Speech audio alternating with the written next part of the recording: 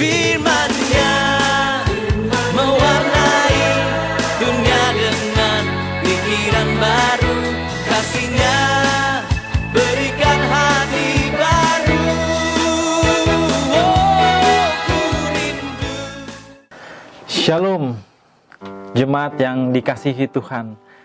Bersyukur kita bisa bertemu kembali melalui ibadah hari ini. Puji Tuhan, dalam masa pandemik COVID-19 yang membuat kita terbatas dalam segala hal, aktivitas kita dalam segala hal, Tuhan tetap menunjukkan kuasa-Nya dalam hidup kita. Amin, haleluya. Kita menyembah Tuhan bukan karena apa yang Tuhan kerjakan dalam hidup kita. Kita menyembah Tuhan karena Dia adalah Bapa yang bertanggung jawab, Allah yang luar biasa. Mengucap syukur kalau minggu yang lalu kita berbicara mengenai segala sesuatu mendatangkan kebaikan. Apapun yang terjadi di dalam kehidupan saudara dan saya, kita percaya sekali bahwa ada Tuhan yang berdaulat, bahwa ada Tuhan yang berotoritas di dalam segala situasi dan kondisi kita saat ini. Saudara, saya mau berbicara mengenai bersyukur adalah sebuah kekuatan dalam hidup kita. Sama-sama bilang kita, bersyukur adalah kekuatan. Orang dunia bilang, time is money, money is power, uang adalah sebuah kekuatan. Tapi hari ini saya mau katakan, kalau kekuatan kita bukan dari apa yang dari uang, saudara. Kadang kita bisa punya uang, kadang kita nggak ada uang. Dan itu bisa membuat kita menjadi kadang kita lemah, kadang kita kuat. Tapi kalau saudara bersyukur, saudara bisa bersyukur kapanpun juga. Dalam keadaan yang lemah, dalam kondisi dan situasi yang tidak memungkinkan, kita bisa bersyukur. Dalam kehidupan yang berkelimpahan, kita masih bisa bersyukur. Jadi kita akan terus bersyukur. Saya mau saudara, kita baca di Mazmur 99 ayat yang kedua sampai yang kelima. Mazmur 99 ayat yang kedua sampai yang kelima. Sedikit saja saya berbicara mengenai firman Tuhan ini, bahwa dikatakan di Mazmur 99, Tuhan itu Allah Maha besar di Sion, dan Ia tinggi mengatasi segala bangsa. Biarlah mereka menyanyikan syukur bagi nama-Mu yang besar dan dahsyat. Kuduslah Ia. Raja yang kuat, yang mencintai hukum, Engkaulah yang menegakkan kebenaran, hukum dan keadilan di antara keturunan Yakub. Engkaulah yang melakukannya. Tinggikanlah Tuhan Allah kita, dan sujud menyembah kepada tumpuan kakinya. Kuduslah Ia. Jadi kalau kita bisa baca, kita lihat di dalam Mazmur 99, khususnya di ayat yang ketiga, biarlah mereka menyanyikan syukur bagi nama-Mu yang besar dan dahsyat.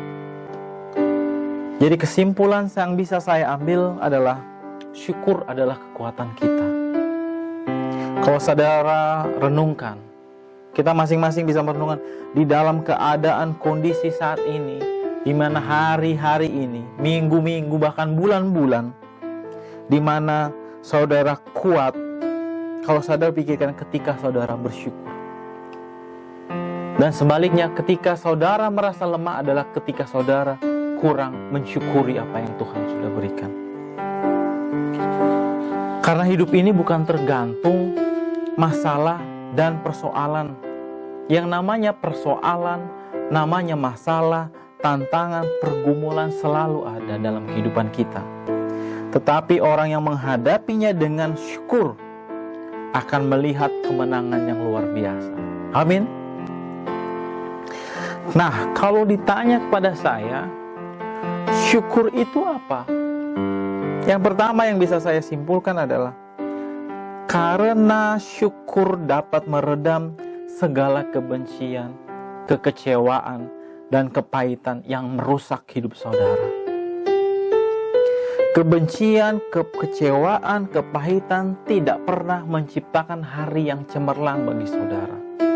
Bahkan hal-hal itu membuat saudara semakin lama semakin jatuh jauh dari Tuhan. Saya mengingatkan setiap kita untuk membawa kekecewaan, kebencian, dan kepahitan, melarang untuk membawa. Jadi jangan setiap kita membawa kepahitan, kecewaan, ataupun kebencian dalam hidup kita. Dan memberi kesempatan untuk mereka tinggal di dalam hidup saudara. Jangan pernah ada rasa kecewa, kepahitan, atau kebencian. Karena itu akan merugikan saudara sendiri. Ada suami yang kecewa melihat istrinya. Ada istri yang kecewa melihat suaminya. Ada mertua yang sakit hati melihat menantunya, bahkan sebaliknya. Semuanya kekecewaan itu hadir dan saudara tetap menyimpannya. Dan kecewa, kebencian, kepahitan akan merusak hidup saudara. Membalasnya tidak akan membuat saudara menjadi lebih baik. Menyumpahinya atau mengutuknya, bahkan sampai kutuk atau sumpah saudara membuat orang itu menderita, tidak akan membuat saudara lebih baik. Membalas tidak membuat hari depanmu semakin cemerlang. Satu-satunya yang dapat meredam kekecewaan, kebencian, kepahitan adalah rasa syukur kita. Kita bersyukur bukan karena ada masalah, kita bersyukur karena di tengah-tengah masalah kita dapat bersyukur. Masalahnya adalah kita punya Tuhan yang membela kita. Tuhan yang memberi kemenangan ketika kekecewaan, kepahitan, dan kebencian itu hadir. Jadi saya sarankan saudara, jangan pernah menyimpan hal itu. Yang poin yang kedua adalah, kenapa syukur adalah kekuatan? Karena syukur dapat membangkitkan semangat kita. Ide-ide positif dalam kehidupan. Kalau kita mulai bersyukur, semangat kita bangkit, ide-ide positif akan keluar dari hidup kita. Ketika saya menikah, kemudian hidup dengan istri saya, nggak lama setelah kami menikah, istri saya harus dikirim ke Aceh, padahal dia dalam kondisi yang hamil. Kemudian kami berpikir sudah tidak usah resign dari perusahaan. Setelah dia resign dari perusahaannya, saya bergumul. Biasanya karena istri ada pendapatan, saya ada income, jadi kita tidak terlalu khawatir. Ketika istri saya tidak kerja lagi, saya agak berpikir, gimana Tuhan? Gimana harus saya lakukan supaya istri dan anak saya yang sedang dikandungnya semua bisa dicukupi? Kemudian saya cuma bisa bilang, terima kasih Tuhan. Terima kasih Tuhan, karena ketika saya mengucapkan syukur saya, Tuhan memberikan segala ide-ide yang membuat saya, oh iya, mungkin bisa dilakukan seperti ini. Akhirnya saya dan istri sepakat kita punya online shop. Udah nggak apa-apa, dari buka 20 Mei kemarin. Kemudian sampai sekarang sudah ada beberapa customer yang sudah order barangnya sama kita. Kemudian sudah banyak produknya, kerjasama dengan ini, dengan itu. Tuhan bukakan jalan ketika saya mulai mengucap syukur. Dan Tuhan akan membukakan jalan ketika saudara mulai bersyukur. Karena bersyukur memberi semangat, memberi ide, akhirnya membukakan semua pintu-pintu berkat saudara. Makanya Alkitab berkata, orang yang bersemangat dapat menyelesaikan persoalan. Masalahnya setan mau membunuh semangat saudara. Setan mau kita bersungut-sungut. Setan mau kita berpikir negatif. Orang yang bersungut-sungut, pikirannya pasti negatif, otaknya pasti jahat. Kemudian dia akan ngomongnya juga mulai ngomong yang gak karuan. kata-katanya tajam. Tetapi orang yang penuh dengan ucapan syukur, hidupnya bersemangat. Mulai muncul ide, saya percaya, saya tahu ada Tuhan di situ. Jadi ketika kita bersyukur, Tuhan akan bukakan semua pintu-pintu bagi kita. Saya berdoa bagi setiap kita, supaya jangan ada lagi kata-kata, umpatan-umpatan kotor atau apapun itu yang membuat kita mulai berpikir negatif. Akhirnya kita bersungut-sungut, akhirnya kita tidak bisa bersyukur. Semuanya, beginilah, begitulah, komentar-komentar negatif. Saya mau setiap kita mulai hari ini belajar berkata-kata dengan ucapan syukur. Terima kasih Tuhan, kami bersyukur Tuhan. Terima kasih Tuhan atas apa yang sudah Engkau berikan saat ini. Saudara, karena ucapan syukur itu akan membuat kita semakin lega. Poin yang ketiga, kenapa syukur adalah kekuatan? Yang ketiga saya ambil, karena syukur dapat mendekatkan kita dengan surga, mendekatkan surga dengan kita. Sungut-sungut, asumsi, pikiran-pikiran negatif, emosi membawa neraka dalam hidup kita. Makanya kalau orang emosi, pikirannya pendek, mikirnya nggak panjang, akhirnya yang terjadi malah banyak masalah yang didapatnya. Orang yang selalu mengambil jalan pintas dalam hidupnya. Oke. Tapi orang yang bersyukur adalah orang yang merasakan Tuhan itu dekat dengan kita. Saya tidak bilang kalau kita terus bersyukur hidup kita tanpa masalah. Tidak. Tapi ketika engkau bersyukur, ketika masalah itu datang, engkau percaya hadirat Tuhan akan menuntun saudara. Akan menuntun saudara. Akhirnya saudara dengan ucapan syukur itu semua bisa Tuhan singgapkan ketika syukur. Dan syukur menjadi kekuatan buat saudara semua. Kalau saudara pernah ingat cerita tentang Paulus dan Silas, dia dipukuli, dicambuk sampai luka-luka, kemudian dimasukkan ke dalam penjara. Setelah di dalam penjara, Alkitab berbicara, mengatakan mereka memuji Tuhan, praise God, memuliakan nama Tuhan. Mereka bukan memuji Tuhan karena ada masalah, tapi di tengah-tengah masalah itu, mereka memuji Tuhan, memuliakan Tuhan. Kalau saudara rindu untuk mengucap syukur, jangan pernah tunggu. Jangan tunggu suami saya berubah. Tunggu istri saya berubah. Tunggu mertua menantu saya berubah. Tunggu nanti kalau keadaan situasi berubah. Saudara, saya ingatkan, mulai belajar bersyukur sekarang juga. Maka engkau akan tahu segala perkara surga turun, kemuliaan dinyatakan, berkat dicurahkan, dan mujizat terjadi. Amin. Poin yang keempat, kenapa syukur adalah kekuatan? Karena syukur dapat mematikan suara setan, suara dan dunia, dan suara diri sendiri yang cenderung mengintimidasi kita. Satu-satunya cara untuk meredam suara-suara itu adalah dengan memuliakan Tuhan, memuji Tuhan, bersyukur kepada Tuhan, berterima kasih Tuhan. Tuhan, terima kasih atas apa yang sudah Kau kerjakan dalam hidup. Tuhan, terima kasih walaupun makan nasi dengan ikan teri aja, ucapan syukurmu melebihi orang yang makan di restoran. Percaya saudara, orang makan bersungut-sungut gak kenyang, gak jadi daging. Tapi ketika kau bersyukur dengan apapun yang ada di dalam rumahmu, hadirat Tuhan ada di dalam hidup. Akhirnya apa? Syukur menjadi kekuatan dalam hidup kita semua.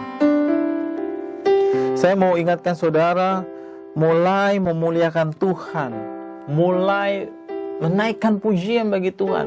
Ketika ada masalah, saya cuma bilang terima kasih Tuhan. Ketika lagi banyak berkat, saya cuma bilang terima kasih Tuhan. Ada tantangan hidup, saya cuma bilang terima kasih Tuhan. Karena apa? Ketika kita berbicara ucapan syukur, rasa terima kasih kita sama Tuhan, suara-suara yang ada di sekitar kita yang mengintimidasi kita, yang mau merusak kita, tidak berlaku lagi.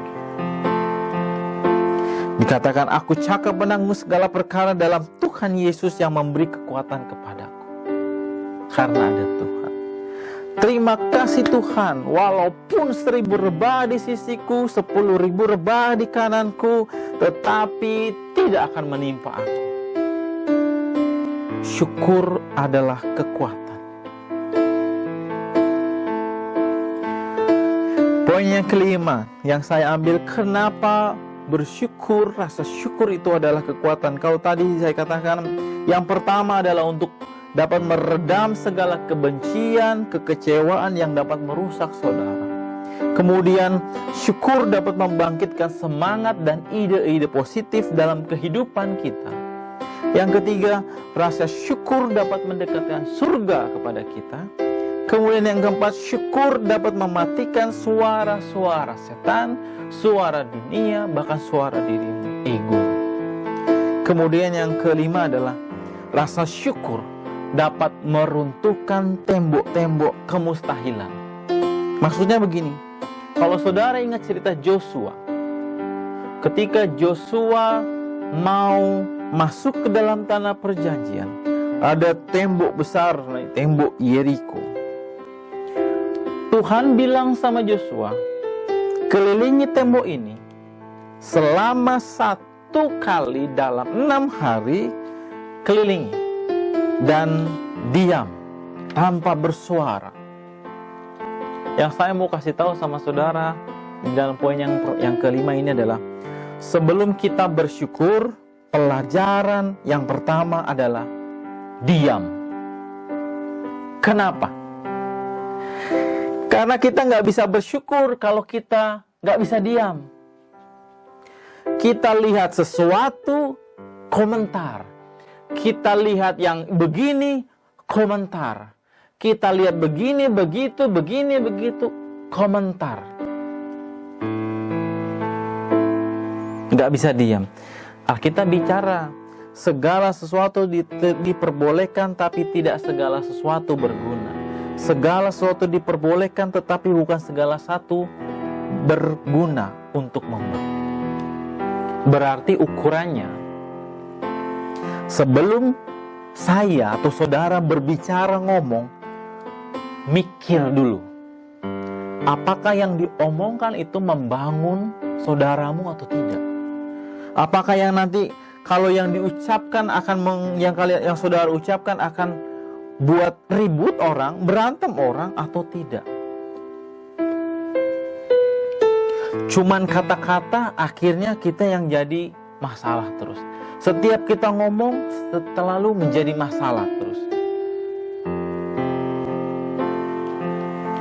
Hari ini saya ingatkan saudara, belajarlah untuk diam. Karena ada juga peribahasa dibilang diam itu emas. Waktu Joshua dan bangsa Israel mengelilingi tembok Yeriko selama 1 kali keliling selama 6 hari. Kemudian pada hari yang ke-7 mereka suruh keliling 6 kali tanpa bersuara. Keliling yang terakhir mereka bersorak-sorai.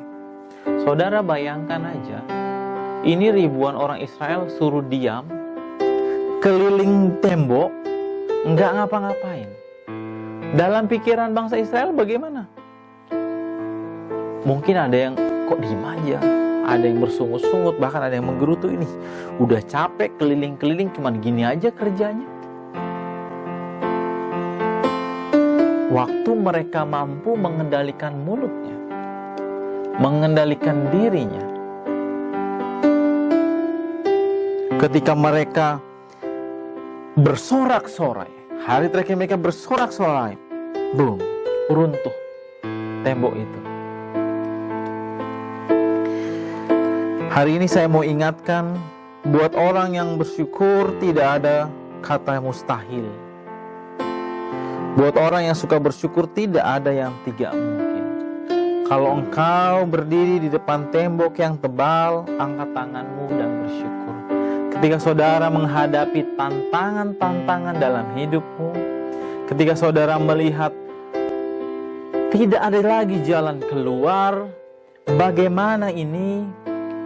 Saudara datang, masuk pintu kamar, kunci, saudara datang hadirat Tuhan, bersyukur. Terima kasih Tuhan. Terima kasih Tuhan atas apa yang sudah Engkau kerjakan dalam hidup kita. Karena rasa syukur itu adalah kekuatan. Percayalah saudara, ketika saudara bersyukur saja, pintu-pintu dibukakan bagi saudara semua. Dikatakan, biarlah mereka menyanyikan syukur bagi namamu yang besar dan dahsyat. Biarlah masing-masing kita melalui firman ini diingatkan kembali dalam keadaan dan situasi pandemi COVID-19 yang membuat kita serba terbatas di dalam aktivitas kita segala terbatas di dalam mau ruang gerak kita, bahkan tempat-tempat ibadah sekarang sudah dibatasi. Percayalah saudara, ketika hari ini saudara diajarkan untuk bersyukur. Bersyukur dalam keadaan, situasi, dan kondisi yang tidak memungkinkan. Ketika kita bersyukur, ada Tuhan yang membawa jalan keluar, yang memberi kita kemenangan. Terima kasih. Tuhan Yesus memberkati.